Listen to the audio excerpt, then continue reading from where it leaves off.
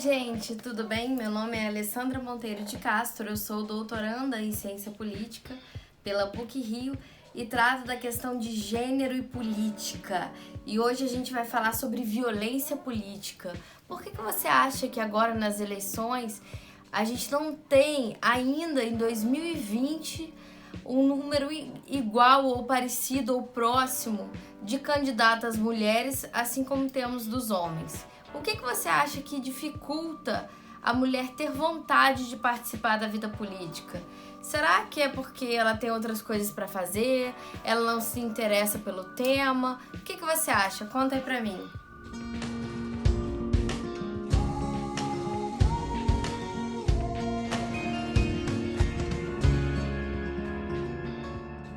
Mas como são as mulheres que já estão na política e o que elas sofrem? A partir desse viés, a gente consegue ter uma ideia de quais são os fatores que dificultam a presença das mulheres e a motivação para tentar ingressar aí num cargo político, partidário e parlamentar e ocupar os espaços de poder na nossa sociedade. Pensando aí, a gente tem dados do Instituto Alziras, que fez uma grande pesquisa com as prefeitas de 2017 até agora, e a gente pode perceber aí, segundo os dados, 50% dos prefeitos homens têm ensino superior. Quando a gente olha esse número para as mulheres, para as prefeitas, 71% delas têm ensino superior e 42% delas possuem pós-graduação. Isso se assemelha muito com o que a gente vê das mulheres no mercado de trabalho. As mulheres têm o que a gente já sabe, é tão falado, que as mulheres têm o quê? Salários menores, mas têm qualificação maior. Porque é muito mais difícil. Eu não acredito no que eu ouvi. Não acredito no que eu ouvi, não pode ser verdade isso que eu escutei agora. Porque é muito mais difícil para a mulher ocupar grandes postos no mercado de trabalho. E daí a gente vai tratar de um tema que já foi falado aqui um pouco, que é a divisão sexual do trabalho. O que acontece? A vida da prefeita, da candidata, da vereadora, da deputada, da presidente, não se limita só ao seu trabalho como uma pessoa pública. Quando chega em casa, ela tem outras funções, assim como todas as mulheres que estão no mercado de trabalho. E essas funções, até hoje, a gente tem dados, e você nem precisa de dados. Você chega na sua casa e dá uma olhada ao redor, que você já vai perceber. A gente tem informações aí que as mulheres e os homens não dividem as tarefas domésticas por igual até hoje. Isso já foi falado em outros vídeos, já deu polêmica, já me odiaram, já me xingaram, já falaram dos meus pais, e assim foi. Mas hoje eu tô aqui sem o Snow pra poder me defender, mesmo assim. A gente pode perceber, dar uma olhada na nossa bolha social e ver que essa divisão de tarefas, eu não falo somente de tarefa doméstica no sentido de lavar um prato, de fazer comida, limpar alguma coisa. Eu também falo de todos os cuidados que envolvem o lar, cuidado de crianças e idosos. Isso a gente, através de estudos, a gente sabe. Simone de Beauvoir traz muito disso quando fala no livro dela Segundo Sexo, que a mulher é o outro, e que para a mulher foi destinado, segundo a nossa formação patriarcal, foi destinado aí o ambiente de casa, o ambiente privado, e para o homem o espaço público.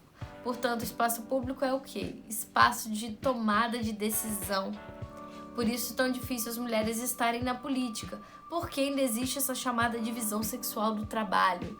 Elas têm dupla, tripla jornada que a gente tanto fala. Essa mulher, ela é cobrada pela sociedade, muitas vezes ela adere a essa autocobrança de estar sempre bem para a família, para o marido, sempre dentro do padrão de beleza, sempre dando a atenção que ela julga necessária e importante, e ao mesmo tempo se dedicando inteiramente a um cargo público, se dedicando também a se qualificar mais e mais para poder provar diariamente ali o seu valor num espaço que ainda é predominantemente masculino.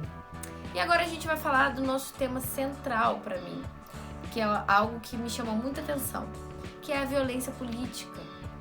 Esse termo é um termo que ainda não é tão falado no meio acadêmico, no meio das pesquisas, Brasil principalmente, mas a gente tem aí, em 2013 teve um congresso nacional no Peru que esse tema foi colocado como um tipo de violência de gênero, sim. Vou até ler aqui, ó. Eu ponho depois todas as referências. O assédio político, ele consiste em qualquer ação, conduta ou omissão baseada no gênero, cujo objetivo ou resultado seja menosprezar, anular, impedir, Gente, muito difícil essa palavra.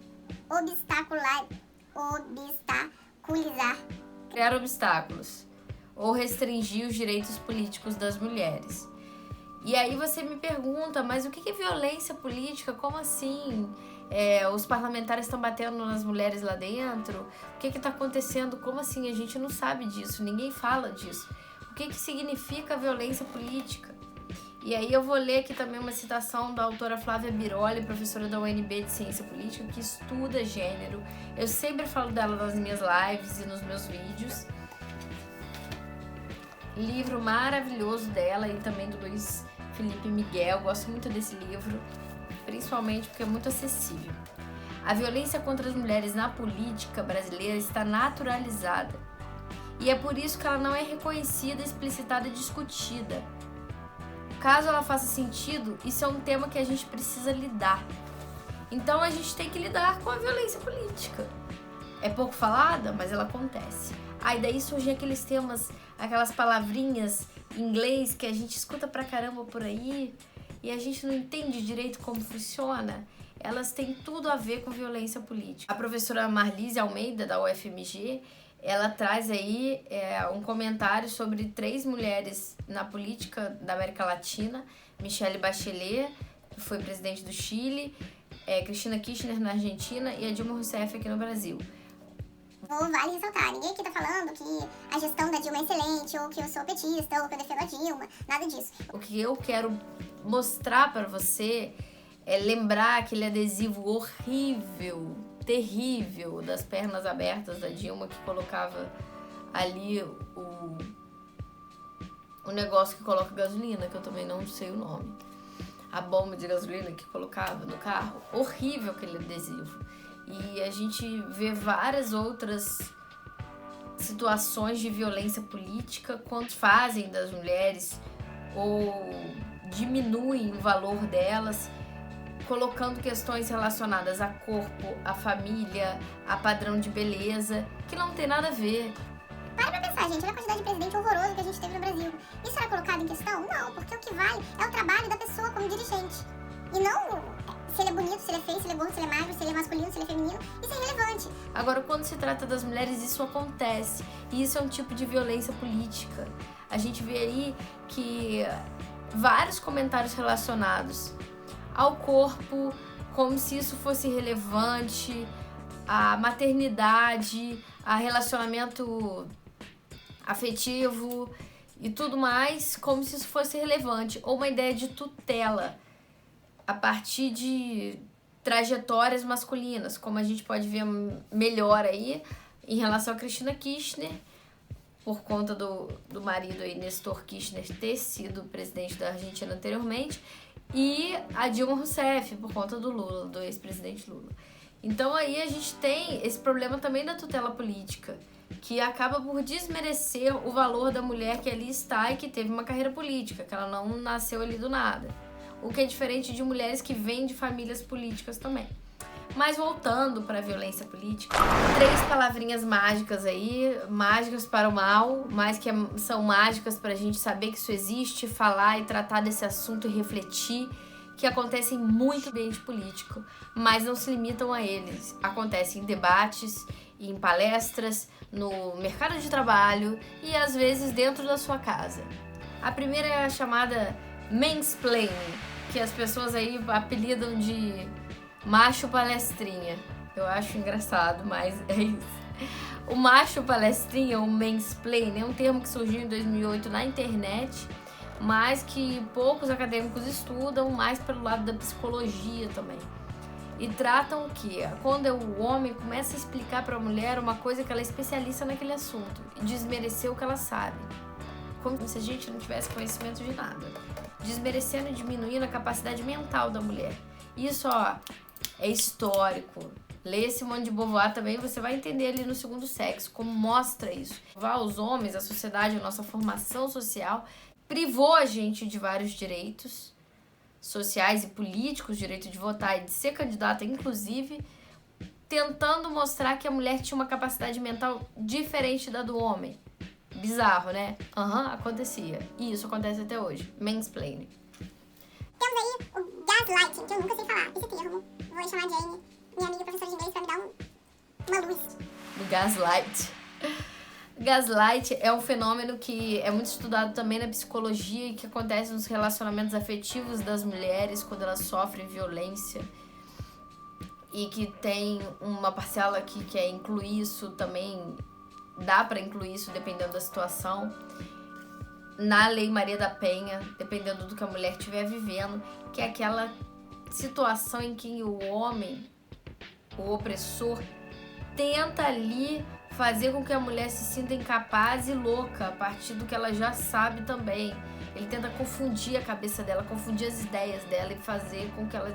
Isso você tá inventando, você tá maluca. E criar um ambiente ali pra ela se sentir insegura. Isso é muito cruel, terrível. Eu não tô falando que todos os homens fazem, tá? É porque é relacionado à violência de gênero, mas não significa que todos os homens façam. Antes de você ir aí me xingar, é isso que eu quis dizer.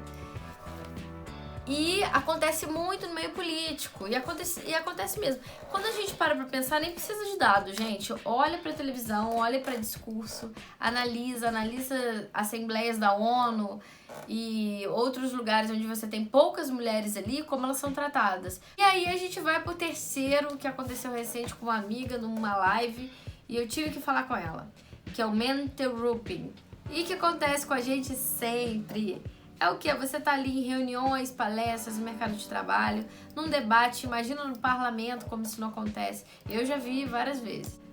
As mulheres não conseguem concluir as suas falas, porque elas são interrompidas de forma desnecessária inúmeras vezes pelos homens. Ou mesmo uma pergunta direcionada pra mulher e vira pra você e fala: fulana, isso e isso. Aí o homem vai, desvia e responde na sua frente. Por aí vai.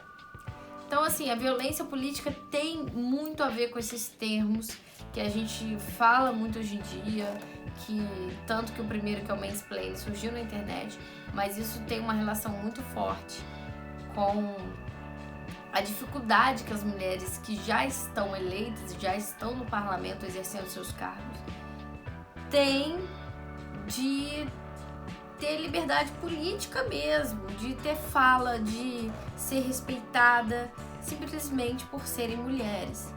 E isso eu não tô falando de qual partido elas estão, qual ideologia elas representem, e nem se elas representam os direitos das mulheres. Isso é assunto para um novo vídeo. Mas eu tô dizendo que elas muitas vezes não conseguem nem ao menos falar. Isso é muito sério. Isso é muito triste e isso é muito importante da gente refletir para essas novas eleições. A gente tem problemas aí pelo Brasil inteiro. O que eu sugiro não é que a gente odeie os homens ou que a gente acredite que os homens sempre vão fazer isso com a gente, ou que a gente culpe e xingue os homens quando eles fazem isso, mas que a gente possa abrir uma rede de diálogo, perceber que isso acontece primeiro e não deixar que isso aconteça. Tá certo? Nem em debates, nem no meio político, nem no meio do mercado de trabalho, nem na nossa família e nem em lugar nenhum. Tá bom? Por favor, se você gostou desse vídeo, manda para aquela sua amiga que gosta desse tema, que você viu ela sendo interrompida aí pelo macho palestrinha, e para todo mundo que gosta, que acredita que é importante termos mulheres na política. Manda também para os amigos que você vê que eles fazem umas coisas que não deveriam, ou para aquele seu amigo que gosta, que quer saber mais, quer aprender mais, quer ser melhor, tá certo? E por favor, se inscreve no canal, ajuda a gente aí a continuar produzindo conteúdo e deixe seu comentário. Você acha que a violência política é realmente algo que afasta as mulheres da vida pública? Fala pra mim. Um beijo!